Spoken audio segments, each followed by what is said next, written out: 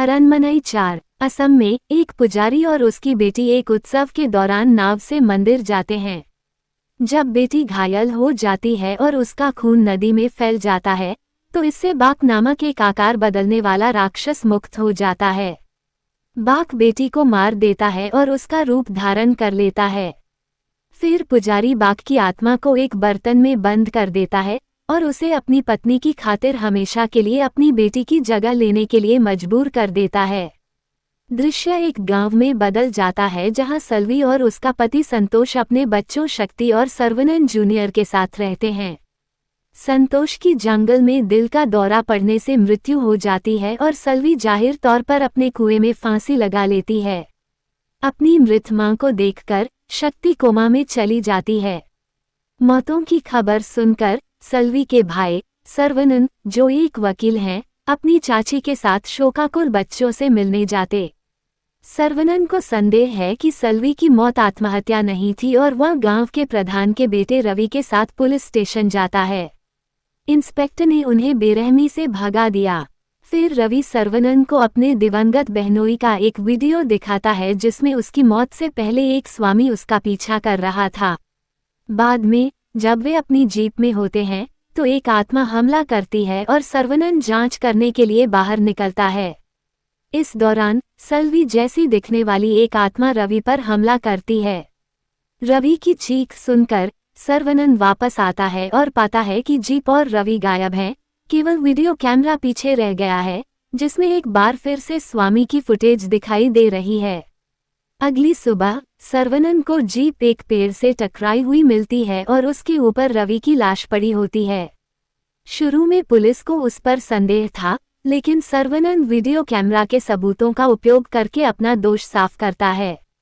अब पुलिस आश्वस्त होकर सर्वनन को स्वामी की खो की खोज में मदद करती है, जहां उन्हें हाल ही में मारे गए सभी सल्वी, संतोष, रवि और शक्ति की तस्वीरें मिलती हैं। स्वामी के अपराध को जानकर इंस्पेक्टर उसे पकड़ने का आदेश देता है। सर्वनन को पता चलता है कि शक्ति, इंस्पेक्टर और दिवंगत रवि सभी की जन्मतिथि एक ही है। वह माया से पुष्टि करता है कि उन तीनों में एक लाल तिल भी आम है और उसे बच्चों की रक्षा करने के लिए कहता है। सर्वनन इंस्पेक्टर को बचाने के लिए स्वामी से भिड़ जाता है। इस बीच असमिया पुजारी सर्वनन के घर पहुंचता है और दावा करता है कि वह अपनी लापता बेटी की तलाश कर रहा है। वह शक्ति के पास जाने की कोशिश करता है लेकिन सल्वी की आत्मा उसे बाहर निकाल देती है। समवर्ती रूप से इंस्पेक्टर एक वेल द्वारा मारे जाने के बाद मर जाता है और शक्ति सल्वी की आत्मा के साथ अपने कोमा से जागती है। पूछताछ के दौरान स्वामी ने खुलासा किया कि बाक, एक बुरी आत्मा जो पानी और जमीन पर रहने में सक्षम है, उसकी आत्मा को पुजारी ने फंसा लिया था, जिससे उसकी शक्ति कम हो गई। हालांकि सल्वी ने अपने बच्चों की रक्षा के लिए खुद को बलिदान कर दिया और उन्हें बाक से बचाने के लिए एक आत्मा के रूप में लौट आई। स्वामी ने सर्वनन को चेतावनी दी कि वह बाक को अमर होने से रोकने के लिए हर कीमत पर शक्ति की रक्षा करे। सर्वनन अपनी चाची को अपने द्वारा उसका समर्थन न करने के लिए पछतावे के बारे में बताता है। इस बीच बाक पुलिस स्टेशन पर हमला करता है, जिससे वह घायल हो जाता है, लेकिन स्वामी उसे भगाने में सफल हो जाता है।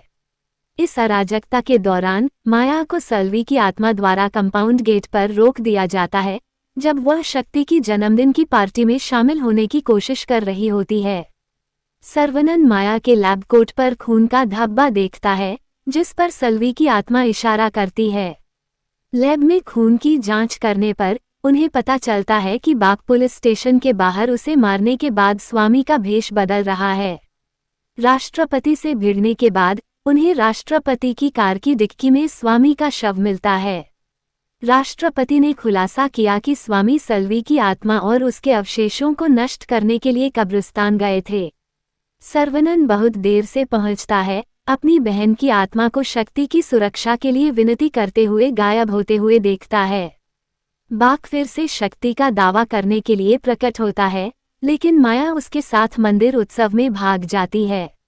वहां सर्वनन एक बड़ी असुर मूर्ति के अंदर बाक से लड़ता है। उत्सव के चरम पर एक दिव्य आत्मा मूर्ति और बाक दोनों को नष्ट कर देती है। उथल पुथल के सुलझने के बाद सर्वनन माया को आश्वासन देता है कि महल को अस्पताल में बदल दिया जाएगा ताकि वो गांव की सेवा करना जारी रख सके। बाहर बच्चे अपनी मां की आत्मा के साथ थ्रोबॉल खेलते हैं, ये दिखाते हुए कि वो उन पर नजर रखना जारी रखती है।